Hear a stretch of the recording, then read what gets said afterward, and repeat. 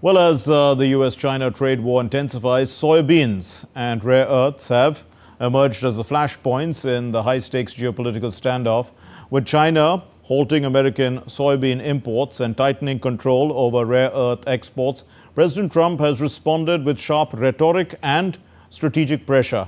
The upcoming Trump-Xi meeting in South Korea could be pivotal, but allies remain wary of a fallout because, meanwhile, farmers are reeling from economic strain as well as global supply chains. They are bracing for impact.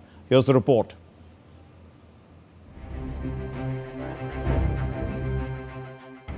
China imports 61% of global soybeans. The US once sent 31% of its crop there. Used in feed and oil, soybeans are strategic.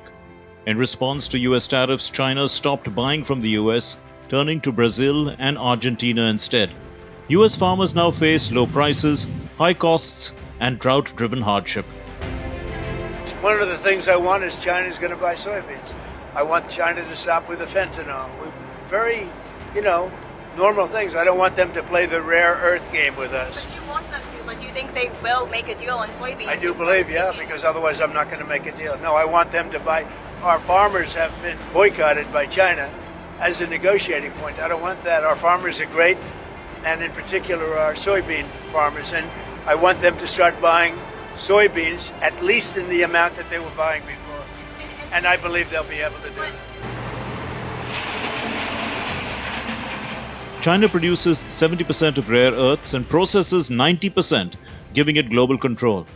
The US says China uses this as trade leverage. Trump warned of national security risks.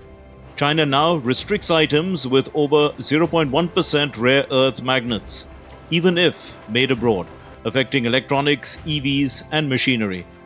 Exporters need Chinese approval, adding global compliance hurdles.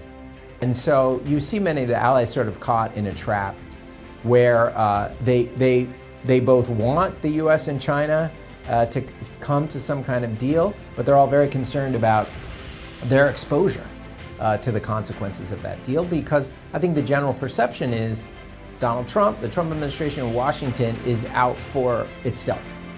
It is America first. China's economy grew 4.8% year-on-year in Q3, with quarterly growth at 1.1% beating forecasts.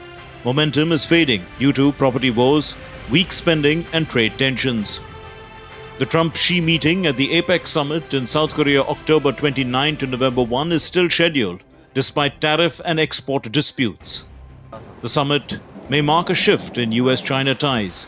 Bureau Report, DD India.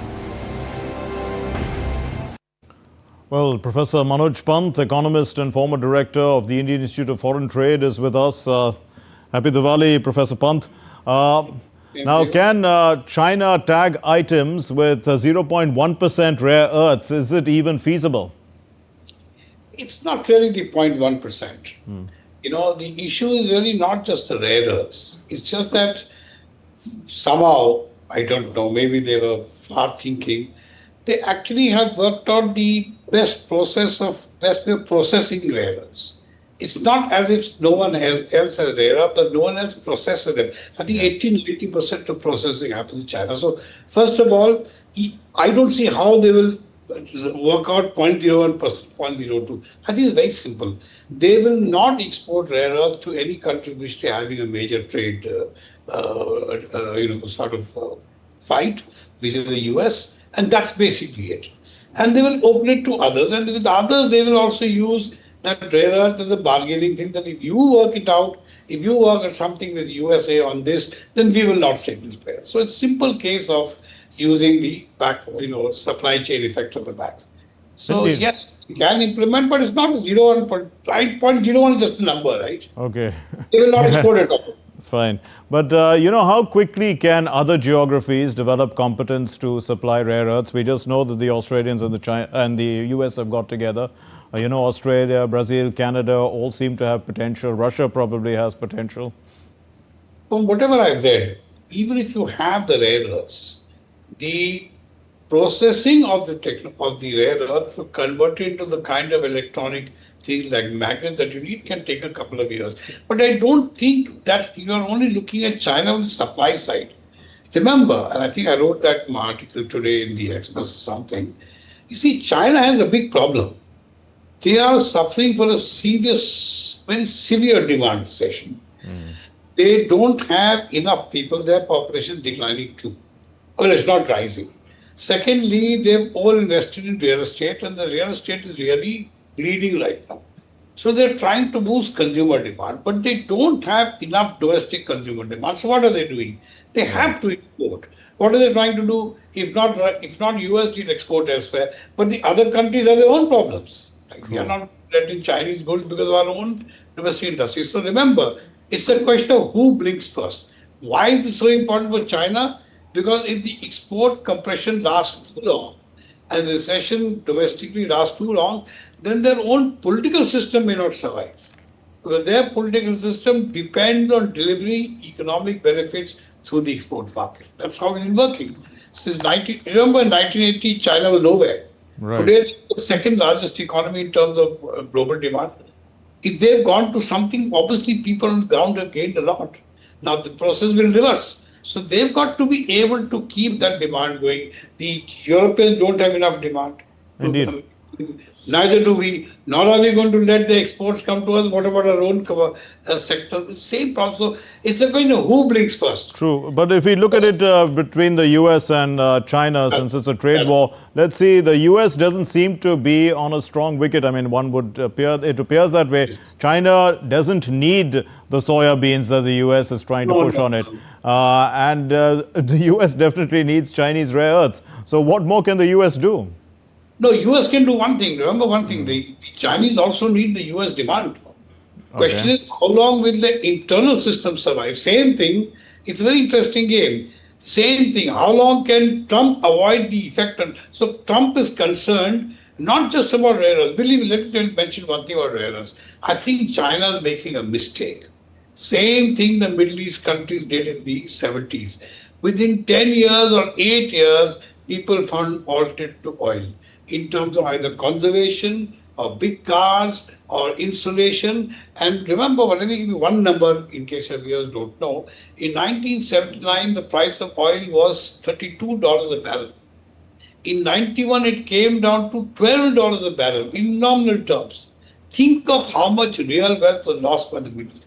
Because problem is technology today, it will replace even what seemed to be exhaustive resources. Today we have not. We have hydrogen coming up, solar coming up, we've got battery stuff going on. So oil is no longer a weapon, so they have to be careful that they don't let the pricing or the scarcity become so high that people start finding an alternative thereof. That's China's worry. Right. US's worry is how long can they keep that technological superiority which cannot exist without the rare earths. Okay. So it's a game of who blinks first. True. I believe the Chinese will blink first. Now there are still 10 days to go for the Trump-Xi meeting. But what's likely to happen before that? I mean, will one of them compromise? Yeah, you talked about who's going to blink first. I can guarantee you one thing. They both know it's a question of, if you don't mind my use of Hindi, मैं मरूंगा तो तुम भी मरोगे. It's very simple. It's a mutually destructive game. Neither wants it. Trump doesn't want to disappear either. Neither does Xi. Xi will have internal problems. Trump has internal inflation problems. I'm pretty certain they will work out a deal. They did this in 2016-20, where the US said import $300 billion, and China said, okay, we will. China imported some, US relaxed some tariffs. They will do the same thing again. They will come to an agreement because Trump has made his theater done. His theater part is over. He's done all the drama on theater and Trump. Now the reality, you know something, I was there in the country last year, there for a long time. Yes. Actually on ground, even on immigration, the ICE guys have been told to go slow because own country people are saying, if the workers stop coming, who will work in our shops? Absolutely, yes. Who will work in the farm? So how long can he hold out the domestic pressures? And how can that? So it's a question of who holds out the domestic pressures. I believe the long-term loss is much more to Xi. Why? Because if Xi goes, there'll be chaos. Right. Okay. So Trump goes, so what? Someone else will come. Indeed. We'll leave it there. Thank you very much, Professor Manoj Pant, economist and former director of the Indian Institute of Foreign Trade. Thank you for putting that into context for us.